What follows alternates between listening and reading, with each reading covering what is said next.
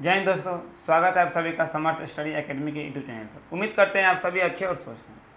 आइए आज हम लोग देखेंगे जनवरी 2021 के पूछे गए सभी प्रश्न डे 2 में। डे 1 में इससे पहले प्रश्न 15 हो गया है। आज हम लोग अगले प्रश्न के ओर चलेंगे। आइए आइए पहला क्वेश्चन पर चलते हैं। आज का पहला प्रश्न है, देखिए बोल रहा है विषय पृष्ठभूमि। विषय पृष्ठभूमि है ना, ये क्या है? पृष्ठ है। विषय पृष्ठभूमियों के अधिगमकर्ताओं को संबोधित करने हेतु एक अध्यापक को क्या करना चाहिए? एक अध्यापक को क्या करना चाहिए? विषय पृष्ठभूमि के अधिगमकर्ताओं को संबोधित करने के लिए एक शिक्षक को क्या करना चाहिए, उसके बारे में ये देखिए। आपको ऑप्शन देखना है, 4 ऑप्शन दिया हुआ है। 4 ऑप्शन में ये प्रयास कीजिए कि सबसे पहले निगेटिव चीज को हटाइए। एक शिक्षक है तो शिक्षक क्या होता है? अधिगम करता है, सुगम करता है ना, सुविधा दाता है। तो एक बच्चे के लिए प्रेरणा काम करता है, ना कि कला कि सभी के लिए मानकीकृत, यानी सभी के लिए स्टैंडर्डाइज नहीं, ऐसा नहीं होना चाहिए ना। अब आकलनों का इस्तेमाल करना चाहिए, ऐसे कथनों का इस्तेमाल करना चाहिए जो नकारात्मक हो। ये तो पहली हट गया है ना। विविधता संबंधी मुद्दों पर बातचीत टालनी चाहिए। देखिए टालना अच्छा मतलब क्या? टाल रहा है कोई चीज़ जो सामने हो रहा है उसको नहीं, उसको आगे की बढ़ा रहा है। टालना नहीं होता है। ये निगेटिव हो गया। नकारात्मक रूढ़िवाद, ये भी निगेटिव हो गया है ना। मानकीकृत लगे, क्या हो गया? निगेटिव हो गया। तो 3 ऑप्शन आपको निगेटिव हो गया, बच गया 4 ऑप्शन। चौथा ऑप्शन ही प्रश्न का सही जवाब होगा। विविध विन्यासों से उदाहरण लेना चाहिए, है ना। यानी कक्षा ज्ञान को बाहरी ज्ञान से जोड़कर बच्चे को पढ़ाना चाहिए। तो कोई भी एग्जाम्पल हो, आप क्या विविध रूप से एग्जाम्पल को ले सकते हैं। उदाहरण से तो जोड़िए, उदाहरण से जोड़ कर उसके है ना शिक्षण अधिगम में इस्तेमाल कीजिए। आइए नेक्स्ट प्रश्न संख्या 2। प्रश्न संख्या 2 को देखिए, बोल क्या रहा है। बोला कि समस्या समाधान क्षमताओं को किस प्रकार सुसाध किया जा सकता है ना। कि अगर समस्या समाधान है, समस्या समाधान सुसाध को, समस्या समाधान है ना क्षमता को किस प्रकार से सुसाध्य किया जा सकता है। इसका मतलब है अगर समस्या आता है तो उस समाधान को कैसे हम लोग है ना निपटा सकते हैं, कैसे हम लोग उसको हल कर सकते हैं, इसके बारे में हम लोग देखना है। समस्या है ना, देखिए यहाँ पे होगा है ना। हाँ, समस्याओं के इस्तेमाल को बढ़ावा देकर, ठीक है। विद्यार्थियों में डर, देखिए डर नहीं करना है, डर तो करना ही नहीं, लगातार अभ्यास है ना, और कार्यान्वयन पर जोर देकर लगातार अभ्यास, ये अभ्यास है, क्या है ना। समस्या के हल हेतु अटल प्रक्रिया के इस्तेमाल को बढ़ाने, अटल नहीं, बहुत ज़्यादा नहीं, तो क्या हो जाएगा? समस्या है ना, समस्या को इस्तेमाल को बढ़ावा देता है ना। यहाँ हो सकता है क्या बोलता है उसको, समानता, क्या हो जाएगा ना, समानता है ना, क्या हो जाएगा? यानी उसी प्रकार के समान है ना, समानता इसके इस्तेमाल को बढ़ावा देकर, है ना। ऑप्शन नंबर ए ही सही बात है ना, समस्या है समानता। तो समस्या समाधान क्षमताओं को किस सुसाध किया जा सकता है? तो उसी के समान है ना, इर्द गिर्द ही उदाहरण देकर बच्चे को पढ़ाना, बताना कि इसका क्या है, समस्या का निवारण है। आगे बढ़ा जाए। 3 नंबर प्रश्न करें, अधिगम कठिनाई से जूझते छात्रों की जरूरतों को संबोधित करने के लिए एक अध्यापक को क्या नहीं करना चाहिए? देखिए यही समझना है, क्या नहीं करना चाहिए, है ना। अधिगम कठिनाई मतलब कोई बालक है, कोई बच्चा है जो है ना, क्या है, वो पढ़ने में उसे कठिनाई है, क्या है, पढ़ने में कठिनाई से जूझ रहा है ना। तो उसको कुछ ज़रूरत को संबोधित करने के लिए एक टीचर को, एज ए टीचर को क्या नहीं करना चाहिए?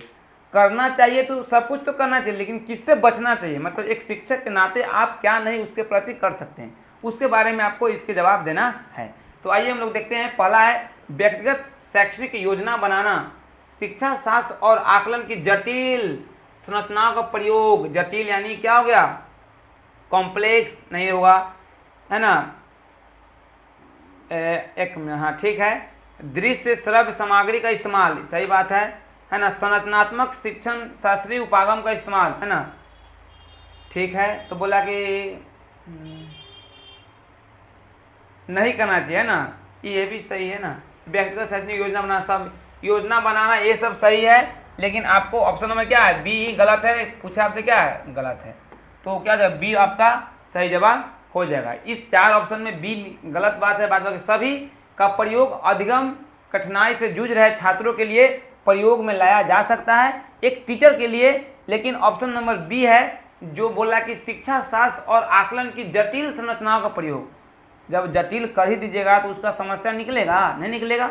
बस वो बच्चा एक ऐसी समस्या से जूझ रहा है, उसको और आप जटिल करिएगा तो नहीं, सरल कीजिए, है ना, क्या कीजिए, सरल बनाइए, लचीलापन बनाइए, है ना, फ्लेक्सिबल, इस सब, तो बच्चा सीखेगा, समझेगा, है ना। स्वतंत्र दीजिए उसको, अवसर दीजिए, प्रयोग कीजिए, सक्रिय उसको रखिए, है ना। अब सृजनात्मकता की पहचान का प्रमुख लक्षण क्या है, सृजनात्मकता आ गया, है ना, यानी आपको अपसारी चिंतन याद में आना चाहिए, बात बाकी कुछ नहीं, है ना। सृजनात्मकता क्या है, सृजन करना यानी बनाना, निर्माण करना, है ना। तो क्या हो जाएगा, अपसारी चिंतन। अपसारी चिंतन में क्या, बच्चा अपने से सृजन करेगा, सृजनात्मकता होगा, निर्माण करेगा, खोजेगा, खोजबीन करेगा ना, उसे सीखेगा। जितना बच्चा उसमें एक्टिव रहेगा, सक्रिय रहेगा, उतना सीखेगा, समझेगा, है ना। आगे बढ़ा जाए, प्रश्न संख्या 5 आज का देखिए। प्रश्न संख्या 5 क्या है, निम्न में से अध्यापन अधिगम का सबसे प्रभावशाली माध्यम कौन सा। सबसे प्रभावशाली माध्यम आपको खोजना है, कौन सा है। बिना विश्लेषण के अवलोकन करना, बिना विश्लेषण के अवलोकन करना, अनुकरण, नकल और दोहराना, विषय वस्तु को यंत्रवत याद करना, निगेटिव होता है।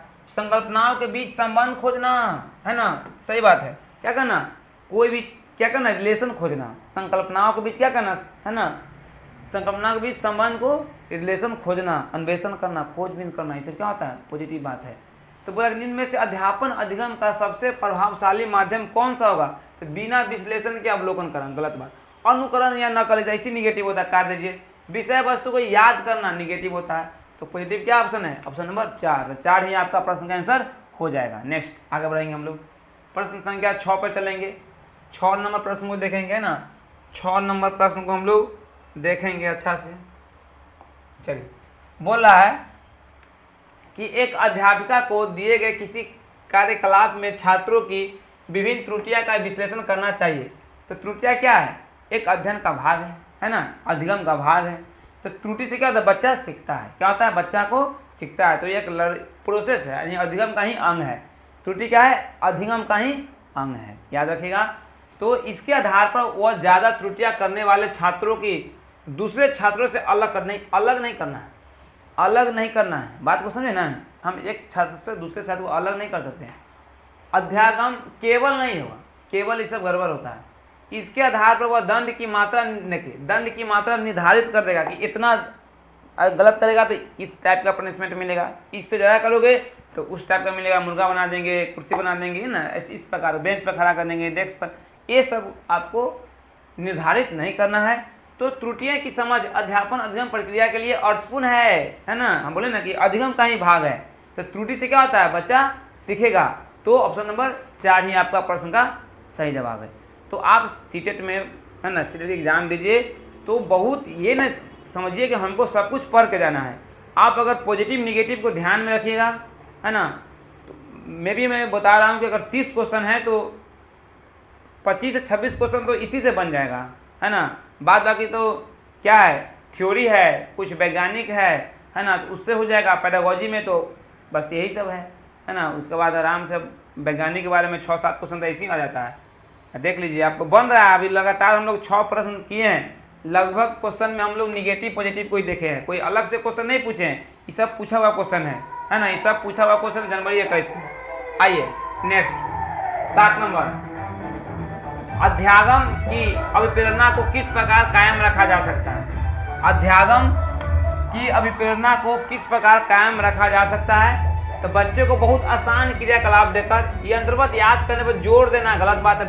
बच्चे को दंड नहीं दे सकते हैं। प्रवीणताभिमुखी लक्ष्यों पर जोर देकर, ये बात है ना, गोल अचीव बिहेवियर। तो प्रवीणताभिमुखी लक्ष्यों पर क्या करना, जोर देकर बच्चों को बहुत आसान क्रियाकलाप दीजिए जिससे कुछ सीख ही नहीं पाए, है ना। तो कहा कि अध्यागम की अभिप्रेरणा के किस प्रकार कायम रखने के लिए बच्चे को क्या करना पड़ेगा, बोलिए, प्रवीणताभिमुखी लक्ष्यों पर जोर देना। कोई एक गोल करना पड़ेगा। जैसे आप लोग का भी क्या है कि सीटेट का पेपर निकालना है, तो समय आपके पास निर्धारित है कि 6 सितंबर को पेपर है ना।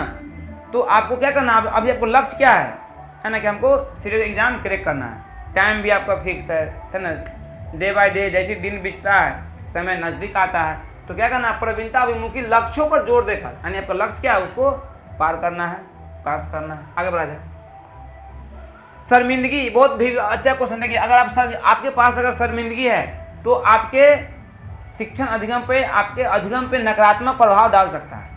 आप अच्छे ढंग से पूछ नहीं सकते हैं, आप अच्छे ढंग से क्लास में प्रश्न नहीं कर सकते हैं ना, आप मतलब आप चाह कर भी सीख नहीं सकते हैं। तो बच्चे के अध्यापन हेतु अभिप्रेरणा करने के लिए बहुत प्रभावशाली है कि भाव को अध्यापन अधिगम प्रक्रिया में बारंबार पैदा करना चाहिए।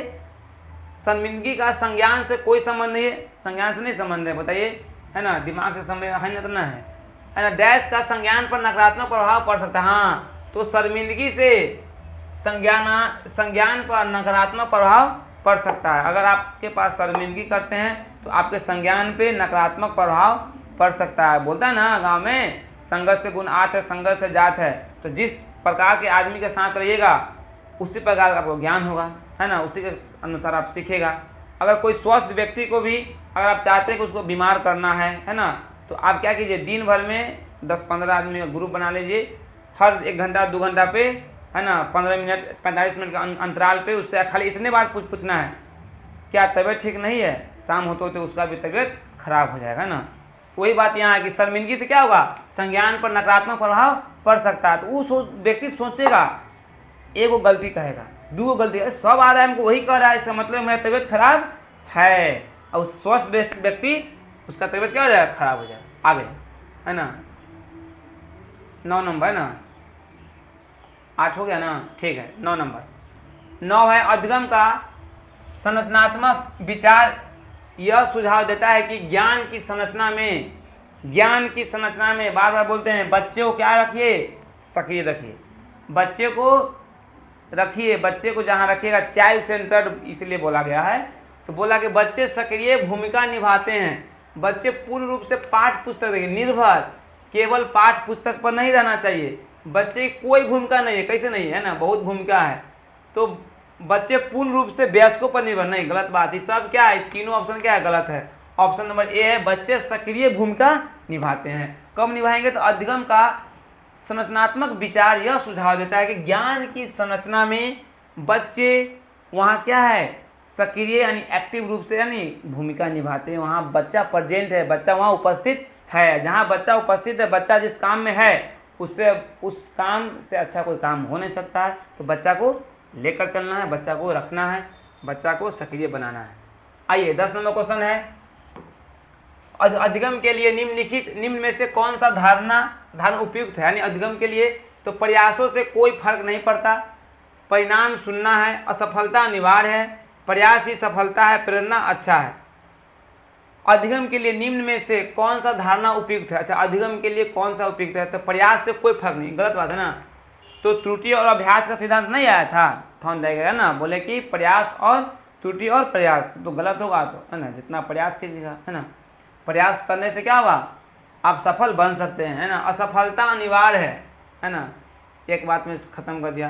प्रयास ही सफलता है, क्या है बोलिए, प्रयास ही क्या है, सफलता है, प्रयास ही से सफलता। यहाँ लिख सकते हैं हम इसको, है ना, सुसाध ही सफलता, है ना, कि सुसाध, इसको हम लोग लिख सकते हैं सुसाध है ना, सुसाध ही सफलता है, यानी सुसाध अधिगम के लिए क्या है, अच्छा है, क्या है, अच्छा है, यानी ऑप्शन नंबर सी हो जाएगा। नेक्स्ट 11 नंबर क्वेश्चन बोल रहा है कि निम्न में से कौन सी परिपाटी विद्यार्थी में संकल्पनात्मक समझ में बढ़ोतरी करने में सहायक है ना। संकल्पनात्मक समझ विकसित करना है, क्या करना है बोलिए, कॉन्सेप्चुअल अंडरस्टैंडिंग, है ना, अंडरस्टैंडिंग, है ना, इंक्रीजिंग कॉन्सेप्चुअल अंडरस्टैंडिंग विकसित करना है किसी बच्चे में। तो बारंबार परीक्षा, गलत बात हो गया ना। अन्वेषण और संवाद, प्रतिस्पर्धी आधारित प्रतिस्पर्धाएं, गलत हो गया। पाठ पुस्तक केंद्रित नहीं होता, बाल केंद्रित होता है। तो आप देख सकते हैं टेक्स्ट बुक सेंटर्ड टीचिंग नहीं होगा, है ना। कंपटीशन बेस्ड कंपटीशन, गलत है। एक्सप्लोरेशन एंड, है ना, डायलॉग, है ना, ये दिया हुआ है। रिपीटेड निगेटिव होता है है ना, कंपटीशन निगेटिव हो गया, टेक्स्ट बुक सेंटर निगेटिव हो गया, तो क्या हो जाएगा एक्सप्लोरेशन एंड डायलॉग यानी अन्वेषण और संवाद, है ना, इसे क्या हो जाएगा पॉजिटिव है। यही बात सही है बहुत, है ना, अपने आप में यह ऑप्शन मजबूत है। तो मजबूत कोई तो सीटेड मानता है, बाद बाकी कमजोर के तो कुछ बुझ ही ना रहा है। आइए 12 नंबर क्वेश्चन को देखते हैं ना, क्या बोल रहा है। बोल रहा है कि बच्चों को सीखने में कठिनाई होती है जब, बच्चे को सीखने में कठिनाई कब होगा, अधिगम सामाजिक संदर्भ में हो। जब अधिगम सामाजिक संदर्भ में होगा तो बच्चे क्यों कठिनाई करेंगे, भी नहीं करेंगे, क्योंकि बच्चा समाज से सीखता है ना। विषय वस्तु को बहुरूपों में प्रस्तुत किया गया हो, सूचना अलग अलग टुकड़ों में प्रस्तुत की जाए, वे आंतरिक रूप से, देखिए ये तो आंतरिक रूप से यानी इंटरनल मोटिवेशनल है, तो इससे तो अच्छा बच्चा कहीं सीख ही नहीं सकता ज़्यादा, तो सबसे ज़्यादा यहाँ सीख लेगा। अधिगम सामाजिक संदर्भ में, सही बात है। विषय वस्तु को बहुरूपों में यानी बहुरूप में प्रस्तुत किया गया है, ये भी सही बात है। हाँ, सूचना को अलग अलग टुकड़ों में प्रस्तुत किया जाए, छोटे छोटे टुकड़ों में आप प्रस्तुत कर दीजिएगा, बच्चा वहाँ पे कम सीखेगा, है ना, उसको सीखने में बहुत समस्या हो सकती है, समस्या उसके साथ आ सकती है।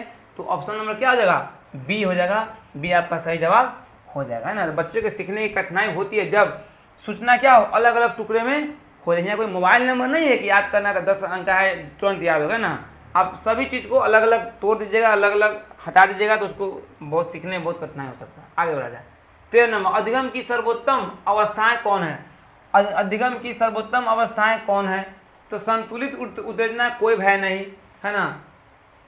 यहाँ देखते हैं बैलेंस स्टिमुलन, है ना, स्टिमुलेशन, नो फियर, फियर मतलब डर होता है, क्या होता है डर, क्या होता है डर होता है ना, भय डर हो गया, है ना। नो नहीं, ई नहीं होगा, हाई स्टिमुलेशन हाई फियर, लो स्टिमुलेशन हाई फियर नहीं, तो क्या होगा, क्या होगा अधिगम की सर्वोच्च, है ना, अधिगम की सर्वोच्च, अधिगम की सर्वोच्च, है ना, तो संतुलित उत्तेजना, कोई भय नहीं, यानी ऑप्शन नंबर क्या हो जाएगा ए हो जाएगा आपका सही जवाब, है ना। आगे बढ़िए। इसे नहीं, कोई उत्तेजना नहीं, कोई भय नहीं, गलत बात है ना। उच्च उत्तेजना उच्च भय, निम्न उत्तेजना निम्न भय, ये सब नहीं होगा ना, तो क्या हो जाएगा आपका ए हो जाएगा, क्या हो जाएगा ए। बैलेंस स्टिमुलेशन नो फियर, है ना, यानी संतुलित उत्तेजना, कोई भय नहीं, यानी आपको उत्तेजना क्या हो बैलेंस में हो, एक जगह पे हो, एक बैलेंस में हो, तो आपको डर नहीं लगेगा, है ना। कोई चीज़ के लिए आपको डरना नहीं है कि पेपर कैसे निकलेगा, तो आपके पास स्टिमुलस होना चाहिए, यानी अभ्यास। जैसे स्टिमुलस क्या होता है उत्तेजना, यानी आपको कोई क्या कि मोटिवेट किया, यानी आप क्या हो गए उत्तेजना हो गए, तो उसको आप क्या कीजिएगा रिस्पॉन्स दीजिएगा, तो रिस्पॉन्स में आप क्या दीजिएगा रिजल्ट दीजिएगा, है ना। आपको कोई धक्का दिया तो कोई गाड़ी बढ़ा, तो वो होता है स्टिमुलस का मतलब क्या होता है मोटिवेट करना, है ना। आप किसी के बातों से क्या हो गए मोटिवेट हो गए, चाहे इंटरनल हो चाहे एक्सटर्नल हो, है ना, मोटिवेट हो गए, उसके प्रति आप क्या किए, उसके बात सुनकर आप पढ़ना शुरू कर दिए, बहुत अच्छे से पढ़ें उसके रूप में, है ना। उस चीज़ से आप क्या निकला आपको, तो आपको रिस्पॉन्स मिलेगा, कौन सी दीजिएगा आप रिजल्ट दीजिएगा, है ना। वही बात हुआ, चाहे कोई भी चीज़ का प्रकार का रिजल्ट हो, या पेपर का रिजल्ट हो, चाहे कोई काम का रिजल्ट हो, रिजल्ट होना चाहिए। तो उससे आप अगर संतुलित है, डर है, अगर संतुलित में है तो कोई डर नहीं, कहते ना एग्जाम के पहले डरना नहीं है, पेपर कैसा भी आएगा इसी क्लास से आएगा ना। आगे बढ़ा जाए। नेक्स्ट, बच्चे के विकास की व्यक्तिगत विभिन्नताओं को किस प्रकार प्रतिरूपित किया जाए। व्यक्तिगत विभिन्नता इंडिविजुअल डिफरेंट, है ना, इंडिविजुअल डिफरेंस को किस प्रकार से प्रतिरूपित किया जा सकता है ना। तो मानिए बच्चा कहाँ से है, तो बच्चा को देखिए, तो बच्चे की व्यक्तिगत विभिन्नता भी है, तो जैसे मान लीजिए डी है, क्या होता है एच गुना ई, तो बच्चे का जो निर्माण होता है वह सामाजिक और, है ना, आनुवंशिक, यानी आपको हेरिडिटी और इन्वायरमेंट का ये क्या है एक संयोजन है, एक, है ना। तो आनुवंशिकता एवं पर्यावरण की पारस्परिकता पर निर्भर करते हैं ना, इसे क्या है पारस्परिकता संबंध है ना। तो वही वाला बात हो गया ना, ऑन द इंटर, है ना, interaction of the heredity and environment, है ना गया, तो कहाँ जगह केवल लग गया, गलत हो गया, केवल गलत हो गया, ना आनुवंशिकता पर ना पर्यावरण पर, कहाँ पर, है ना, बस ये आनुवंशिकता एवं पर्यावरण की पारस्परिकता पर, है ना, पारस्परिक संबंध है इसका, रिलेशन बिटवीन, है ना। आगे बढ़ा जाए। आज का लास्ट क्वेश्चन है 15 नंबर क्वेश्चन, है ना, इस क्लास का लास्ट क्वेश्चन है, ध्यान से देखिएगा क्या बोल रहा है। एक कार्य के दौरान साइना एक लड़की का नाम है जो स्वयं से बात कर रही है कि वह कार्य पर किस प्रकार प्रगति कर सकती है। लेव वाइगोत्स्की साहब आ गए। लेव वाइगोत्स्की आएंगे तो जब भी आएंगे तो SCL के साथ आएंगे। अगर SCL के बाद है, ठीक है, और है ना, देखिए भाषा और चिंतन, सोच के बारे में दिए गए विचारों को अनुसार इस तरह का व्यक्तिगत वाक, है ना, वाक क्या दर्शाता है। तो कहा कि एक कार्य के दौरान साइना स्वयं से बात करें।